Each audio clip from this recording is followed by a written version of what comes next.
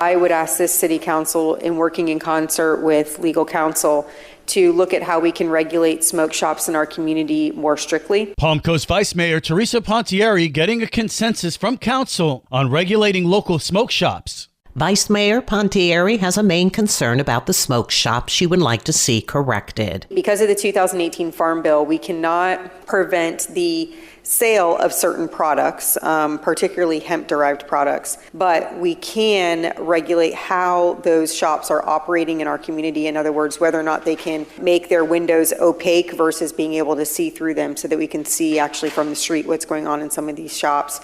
The city of Hialeah and Alachua County both passed ordinances that would more heavily regulate these types of businesses, and I think that we need to engage in that analysis because our young people are getting their hands on some very dangerous products out of these places. She is particularly looking out for the health of the next generation. There's also the ability to limit the amount of licenses that we issue for these types of dispensaries. So if we say, as a city, we want to have a policy that only 4 of these shops can operate in our community, then we can do that. And I'm sorry, this is just my personal opinion, but I don't see anything truly positive that comes from letting these kinds of shops continue to come here. I know some of them are perfectly run on the up and up, but some of them are not.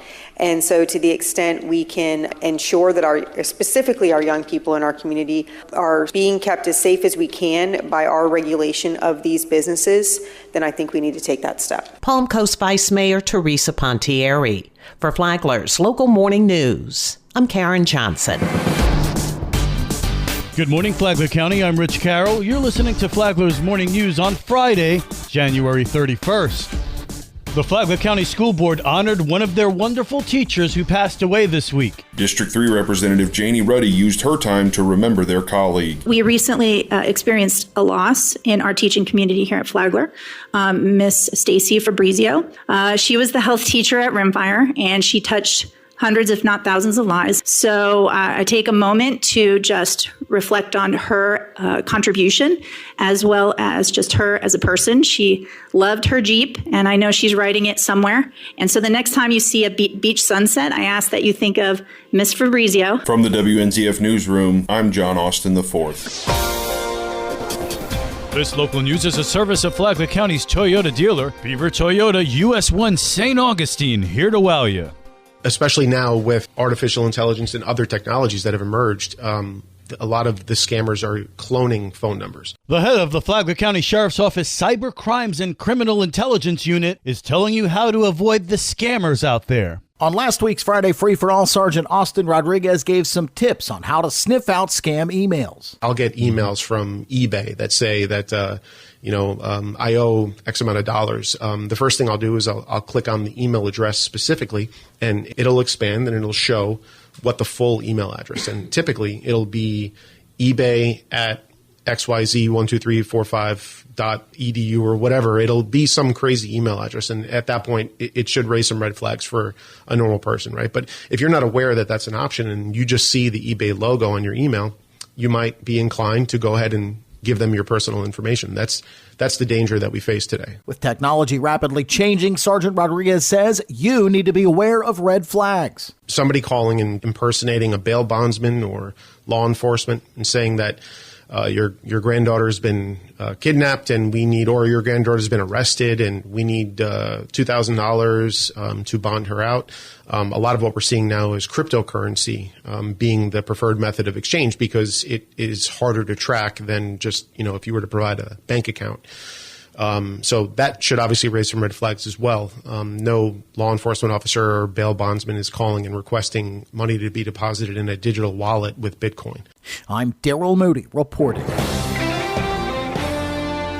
The weekend is here, and that means it's time for family fun in Flagler County. Stacy is with Fun for Augie Kids. The City of Palm Coast Parks and Recreations Department is bringing families together for a family art night program. Each program features a fun and simple art project that families create together. All the materials are provided and the program is free. Home Depot is hosting their in-store kids workshop. Bring your little DIYer in and make a free woodworking project together. Join the Flagler County Library for their weekly STEAM Saturday event. This weekend is focused focusing on science, so come explore scientific concepts in this self-directed discovery program. Christy B. Comedy presents a musical bingo night. Enjoy a family-friendly night of fun, and you can sing along. There will be prizes for bingo winners and pizza for purchase. For more on these events and others, please visit us on our website at fun4augiekids.com. Have a great weekend.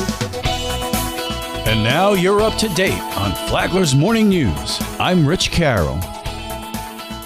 And now, Mike Licio with your WNZF local sports update. The WNZF Sports Network wrapped up its winter broadcast season last night at the Ship when the Matanzas Pirates hosted the 18-5 Mandarin Mustangs. The Pirates were burning the nets early. Giles, one more time. Giles is red hot. It's 12-2. Curtis Giles hit his first 3 shots from downtown and had 9 in the quarter. You know, Nate hit me on the 3. I just felt great after that, and it kept going on. Matanzas led 21-10 after 1. The Mustangs went on a 9-1 run late in the second to cut the lead to 3, but the Pirates closed the half strong. Now it's Giles, hands off to Perry, back out to McCoy for the long 3. It's good.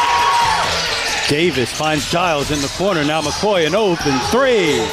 Bingo! Another 3! Back-to-back threes by Jaden McCoy to close out the half gave the Pirates a 30-21 lead. The Mustangs opened the third on a 10-4 run, but Giles couldn't be stopped. Giles, 3! And they needed that one. No hesitation from Giles. Giles finished with 18. After that's a quick game, I just felt like I needed to play harder, play better. I mean, I just been in the gym every day. The Pirates still led by 9 going into the fourth quarter. Giles has it up top. McCoy thought about it. Finds Perry for the elbow 3. Bullseye! Another 3 for the Pirates. That extended the lead to 14. Perry had 12 of his 18 in the second half. But Darian Baker finished with 13, and Matanzas wins going away 67-49. The 10 Pirate threes are a season high. They finished the regular season winning 11 of 12 and open district tournament play at Bartram on Monday. I mean, I feel like we can win it all for sure. You know, win the first one in school history. So we got a great team. We got Alex, Nate, Jaden, everybody else. I mean, we can win. Last night's game can be seen on the Flagler Radio YouTube channel. After defeating Nice 7-6 in penalty kicks in the district semifinal, the Matanzas Pirate boys soccer team was defeated 3-0 by Bartram Trail in the championship last night. The boys still have an opportunity for an at-large bid to the playoffs. Tune in Monday to find out. FPC Boys Weightlifting is 2-0 after sweeping a 3-team meet with Creekside and Father Lopez. Matanzas pitcher Leah Stevens committed to the #1 ranked University of Florida. This is your home for local sports, with updates Mondays and Fridays. From the WNZF Sports Desk, I'm Mike Licio.